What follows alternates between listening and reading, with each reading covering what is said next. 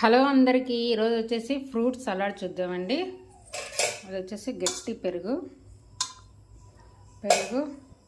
దానిమ్మ, banana, sugar మీకు తగినంత వేసుకోండి. ఇది వెండి ద్రాక్ష, జీడిపప్పు.